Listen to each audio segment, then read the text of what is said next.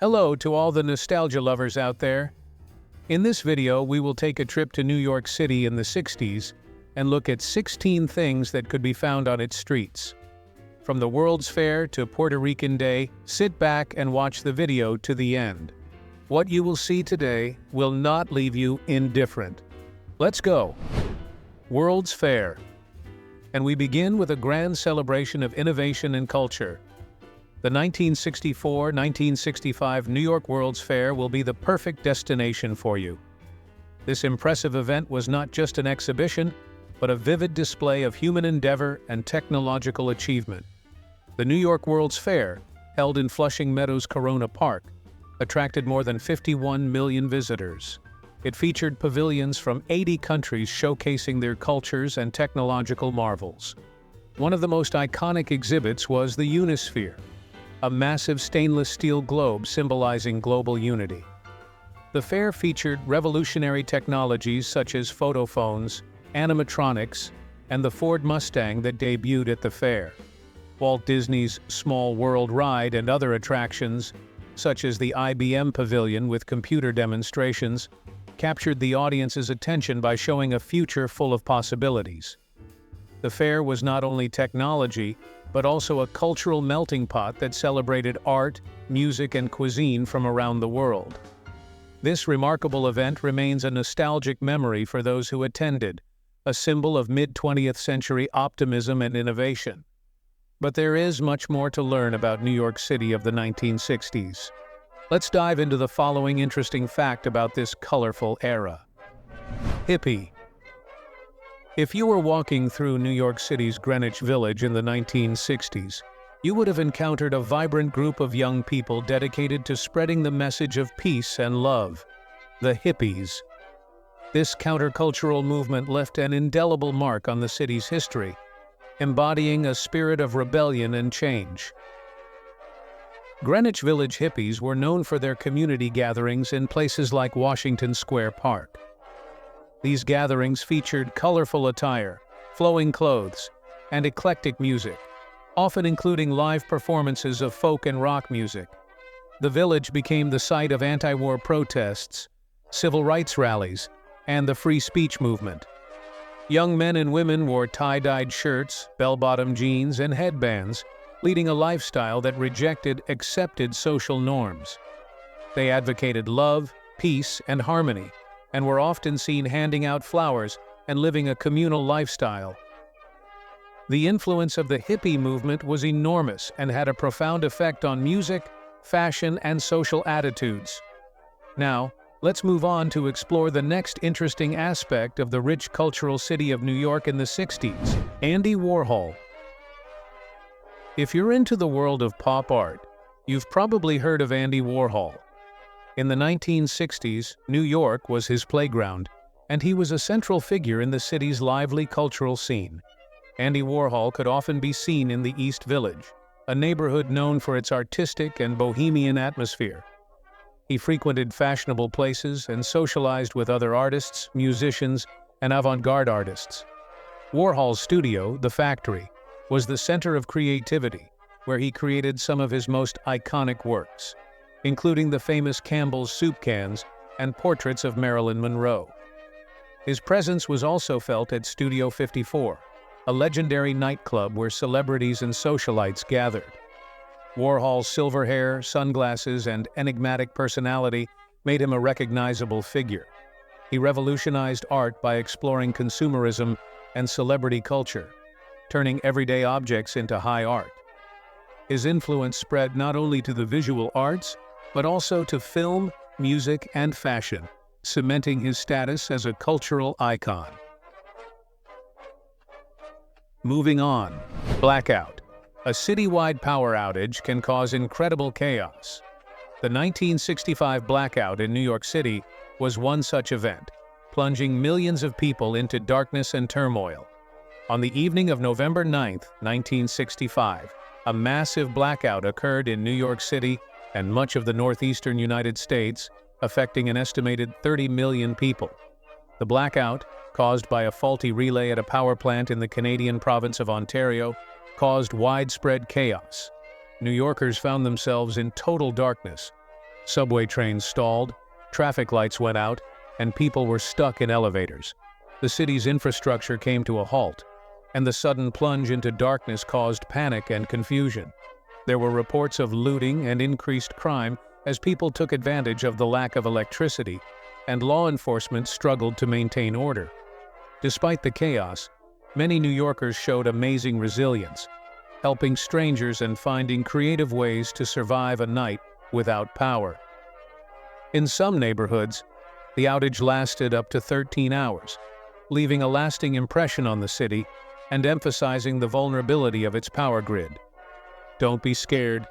Better put a like and watch the video to the end. The following stuff is just as interesting. Milkmen. Once upon a time, perishables were delivered every morning to your driveway. The profession of the milkman may make you feel particularly nostalgic. In the 1960s, New York City was a bustling metropolis, but the humble milkman was a common sight in many neighborhoods. Milkmen delivered fresh milk to homes by prowling the city streets in the early morning hours. They were an integral part of daily life, providing families with a daily supply of milk, cream, and other dairy products. Often the milk was delivered in glass bottles, which were left on the doorstep in metal crates. Customers would leave empty bottles and a note indicating their next order. This profession required reliability and trust, as milkmen often had access to their customers' homes or porches. The sound of tinkling bottles was a familiar morning soundtrack for many New Yorkers. However, with the advent of supermarkets and the development of refrigeration technology, daily milk delivery gradually became irrelevant. By the late 1960s and early 1970s, the role of the milkman had all but disappeared, marking the end of an entire era in urban life. What does the future hold? Frank Lucas. The story of Frank Lucas of 1960s New York City is one that may surprise you. Operating in Harlem, Lucas became infamous for his control of the drug trade and innovative smuggling techniques. Frank Lucas rose to power by capitalizing on the demand for heroin in Harlem. He established a direct link to suppliers in Southeast Asia, bypassing traditional drug trafficking routes and maximizing his profits. Lucas became famous for using the coffins of dead American soldiers returning from Vietnam to smuggle large quantities of heroin into the United States, a method that shocked and attracted the attention of law enforcement. His operation was incredibly organized, involving hundreds of people and bringing in millions of dollars. Lucas led a lavish lifestyle, flaunting his wealth, expensive cars, custom-made suits, and a lavish mansion in New Jersey. Despite his criminal activities, some considered him a Robin Hood who used his wealth to support society. However, his reign came to an end in 1975 when he was arrested and subsequently cooperated with authorities to commute his sentence. After we've explored the shadowy underworld of 1960s Harlem, let's move on to uncovering the more intriguing aspects of New York City's diverse and dynamic history. Westies. If you're into the dark stories of New York City's underworld, then you should know the story of the Westies. Based out of Hell's Kitchen, this Irish-American gang left a sad mark on the city's history. The Westies gang operated primarily in the 1960s and 1970s and was known for its brutal and violent methods. Led by Jimmy Coonan and later Mickey Featherstone, the gang engaged in a wide range of criminal activity, including extortion, loan sharking, and drug dealing. The Westies earned a fearsome reputation for their willingness to resort to extreme violence to maintain control of their territory. They were notorious for their association with the Gambino crime family, often acting as hired assassins for the mafia. The gang's ruthless tactics included dismembering victims to dispose of the bodies and intimidate rivals.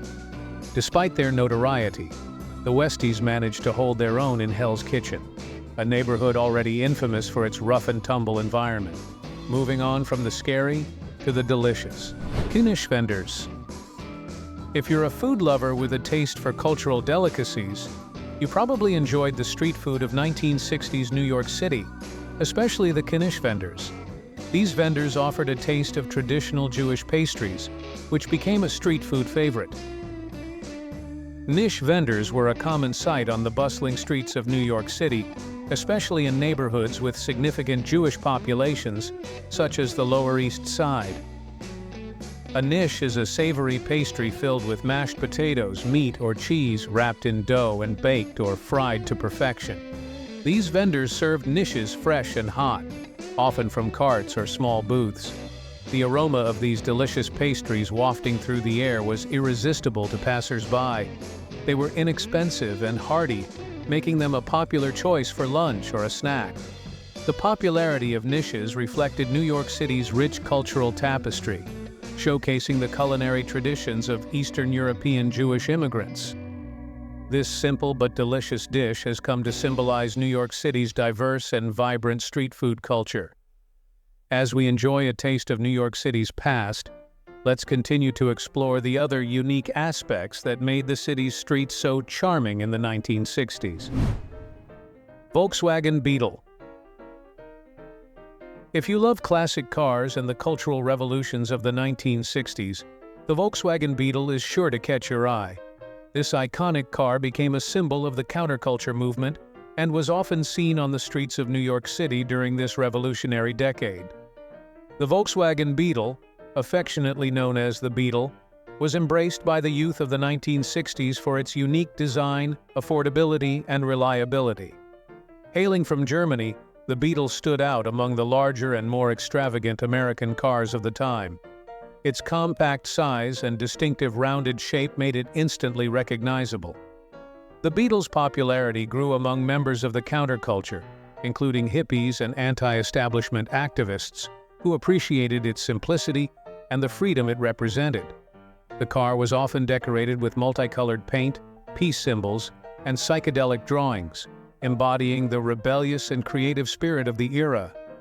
Its presence in New York City reflected the vibrant and diverse atmosphere of the city, where it became a common sight from Greenwich Village to Central Park. Now let's step away from the automotive marvels and look at the more interesting elements that defined 1960s New York City. Protests for women's rights. If you are inspired by the struggle for equality, the feminist demonstrations of the 1960s in New York City are a testament to the power of collective action. These protests played a crucial role in advancing women's rights and changing societal norms. In the 1960s, New York City became a hotbed of feminist activism.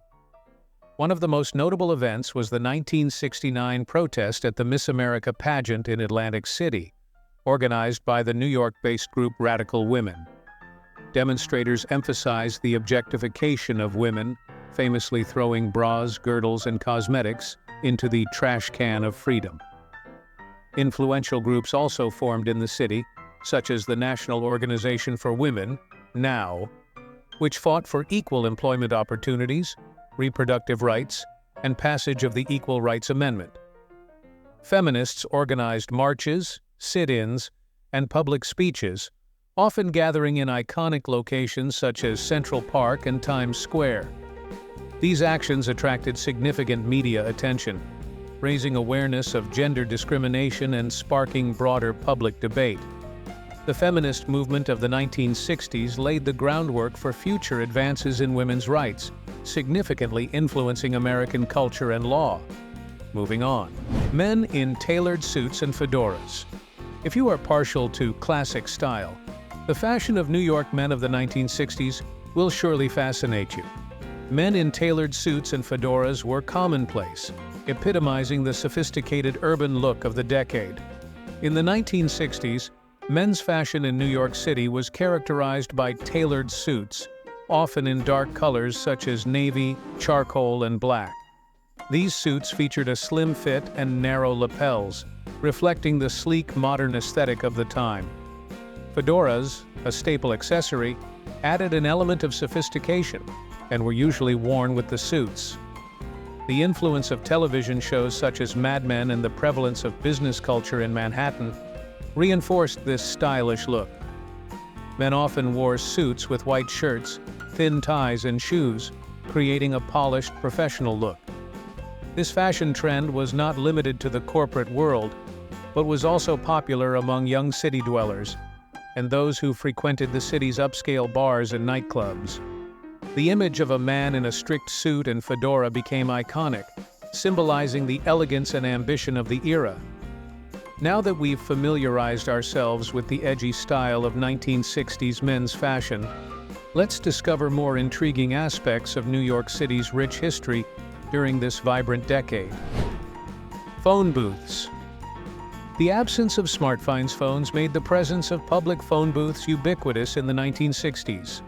These booths were an integral part of New York City's urban landscape and were used by many people every day. In the 1960s, phone booths were a common sight on the busy streets of New York City. Located on almost every corner, they served as a vital means of communication for residents and visitors. People called them for business, emergencies, or simply to contact family and friends.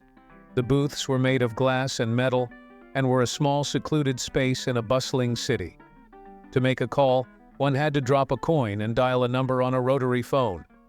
This was a familiar procedure for New Yorkers, from hurrying businessmen to tourists navigating the city.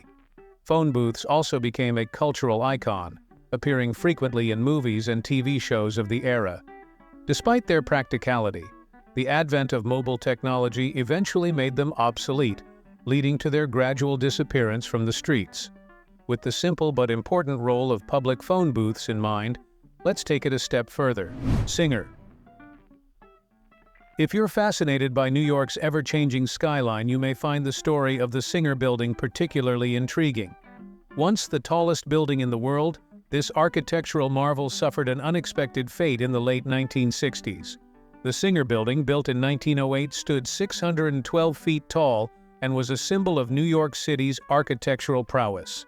Designed by architect Ernest Flagg, it served as the headquarters of the Singer Manufacturing Company, makers of the famous sewing machines. The building was distinguished by its towering, narrow silhouette with elaborate Beaux-Arts detailing. Despite its importance and historical significance, the Singer Building was demolished in 1968 to make way for a more modern office building. Its demolition was one of the largest skyscraper demolitions at the time, sparking controversy over the preservation of historic buildings versus the demands of modern development.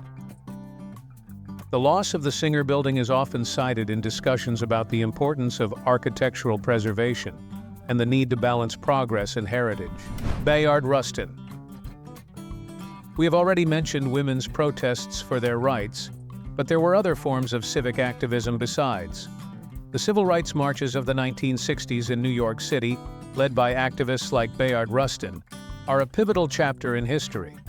These marches were instrumental in advancing civil rights and addressing systemic racial injustice. In the 1960s, New York City became an important battleground of the civil rights movement. Bayard Rustin, a key advisor to Martin Luther King Jr., played a crucial role in organizing these demonstrations. Rustin's experience with nonviolent protest was vital to the success of the movement. One notable event was the 1963 March on Washington for Jobs and Freedom, of which Rustin was the chief organizer. Although the march was held in Washington, D.C., there was considerable preparation and mobilization in New York City. There were numerous marches and rallies in New York City in support of desegregation, voting rights, and economic equality. These events were often held in iconic locations such as Harlem and Central Park and drew thousands of participants. Protests raised issues such as police brutality, discrimination in employment and housing, and the need for education reforms. Rustin's leadership and the collective action of countless activists brought national attention to the struggles and demands for civil rights. Turning to the music page, Bob Dylan. If you're a fan of folk music and the cultural revolutions of the 1960s, you've probably heard of Bob Dylan. Walking the streets of New York City in the early 1960s, you could often find him performing in the lively folk clubs of Greenwich Village. Bob Dylan, born Robert Zimmerman, moved to New York City in 1961 and quickly became a central figure in the Greenwich Village folk scene. Clubs such as the Gaslight Cafe and Cafe Wha were his regular venues, where he captivated listeners with his poetic lyrics and distinctive voice. Dylan's songs, such as Blowin' in the Wind and The Times They Are A-Changin', became anthems of the civil rights and anti-war movements and resonated deeply with the youth of the era. Greenwich Village was a melting pot of artists, activists, and intellectuals, and Dylan's presence there helped solidify the neighborhood as a center of cultural and political change. His performances were often intimate, allowing him to connect with audiences on a personal level and inspire a generation of musicians and fans. Now that we've familiarized ourselves with Bob Dylan's iconic Greenwich Village performances, let's move on to uncovering the more intriguing aspects of New York's dynamic 1960s history. Puerto Rico Parade. Puerto Rican Day. Parade in New York City is a spectacle you won't want to miss. This event has been a cornerstone of New York City's cultural calendar since the 1960s, celebrating Puerto Rican heritage with scope and enthusiasm. Put the word Puerto Rico in the comments so we know you did well and watch the video to the end. The Puerto Rican Day Parade, first held in 1958, is held annually on the second Sunday of June. By the 1960s, it had grown into a major event attracting thousands of participants and spectators. The parade marches down Fifth Avenue, featuring colorful floats, traditional music and dancing.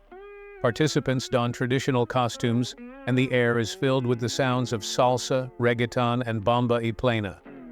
More than just a parade, the event is a vibrant expression of Puerto Rican pride, reflecting the rich cultural heritage and contributions of the Puerto Rican community to New York City. It emphasizes the unity and resilience of the community and includes performances by artists, speeches by politicians, and enthusiastic waving of Puerto Rican flags. The parade has become a symbol of cultural identity and a celebration that unites people from across the city and beyond. This was the last installment of a colorful story about New York in the 60s. Thanks for watching the video. Put a like, subscribe to the channel, and share the video with your friends. Also on our channel you can find videos about New York in the 50s and learn about such phenomenon as beatniks. See you next video.